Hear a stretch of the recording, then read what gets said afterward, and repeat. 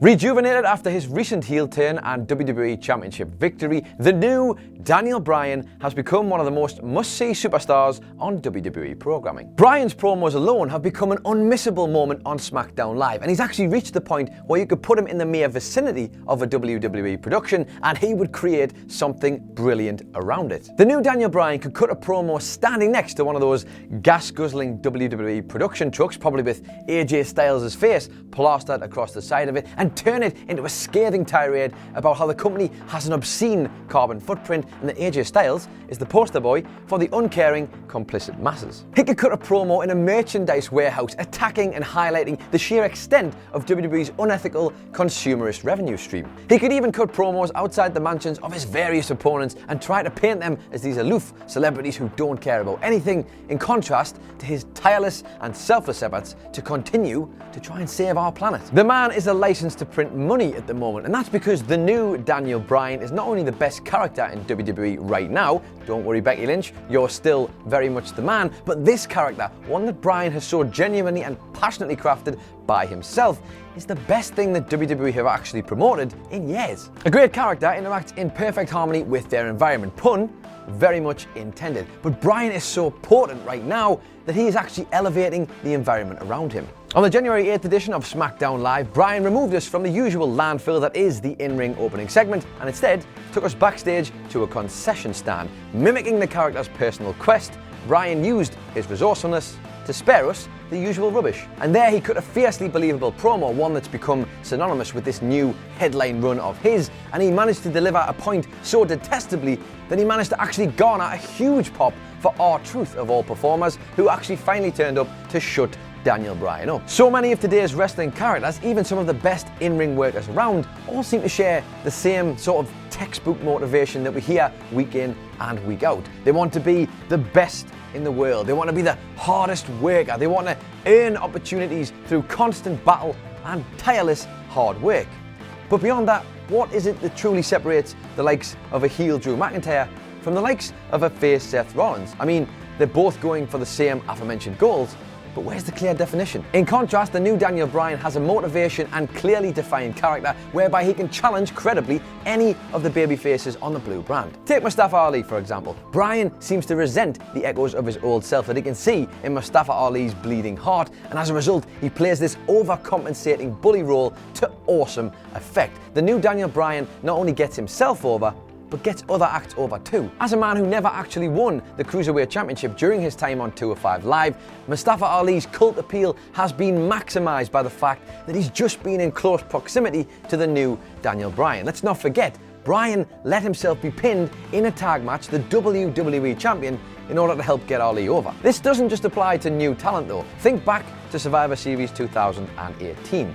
How many of us were very excited about the prospect of a nonchalant, mercenary Brock Lesnar dominating the Raw headline scene once again, without actually appearing on WWE TV? But the new Daniel Bryan is so exceptional that even Brock Lesnar managed to rediscover his motivation and help us to see what Vince McMahon will always see. Selling as if in major peril, he allowed Bryan to pummel the living daylights out of him, smashing him in the back of his head in the heated moments of a closing finish that was absolutely electric. Not only that, but Lesnar also allowed Bryan, who was credited with laying out the match, to portray him to the WWE Universe as the slothful and arrogant beast that he is so often considered to be by the fans.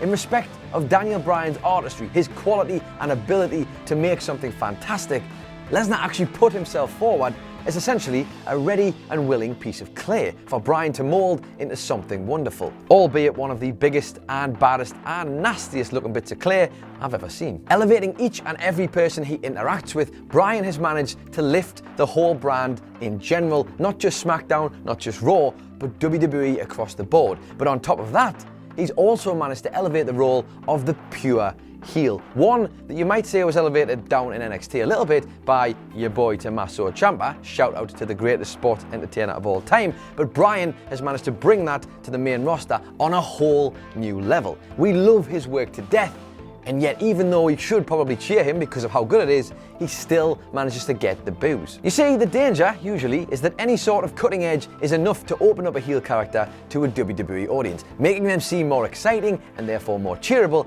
than any of these baby faces who just seem to have such a disconnect with the fan base. This is not the case with the new Daniel Bryan though. You see, his message, while actually a genuinely vital one, we should probably be worrying about this a little bit more, he is delivering it with such a holier-than-thou attitude and apoplectic conviction that in his mind, he simply can't not be better than us. To Bryan and his cause, the WWE Universe is synonymous with the toxic wastes that we throw away on a daily basis and help to pollute and destroy the very planet he is striving to save.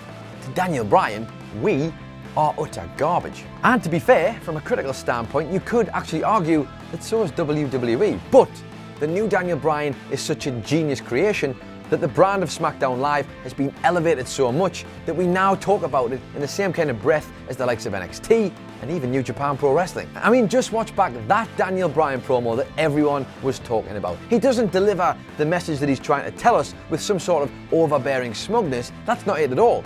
He positively rages at us because he's furious that nobody's paying attention, and by proxy, he bites the heads off Mike Rome and Kathy Kelly. And watch it back again and you'll notice something even more interesting. Those fingers that once pointed to the sky to tell us to fight for our dreams and soar to the heights that we never thought we could do are now no longer pointing upwards, but they're pointing directly at us. He's pointing down the camera. He's telling us that we are the problem. We are the thing and the people who are polluting and destroying his wonderful, wonderful planet that he's fighting so desperately to try and save. And he wants you to feel the self-loathing for the responsibility and the part that you play in that destruction. Incredibly, Bryan is even using his character and these promos to help elevate our social conscience.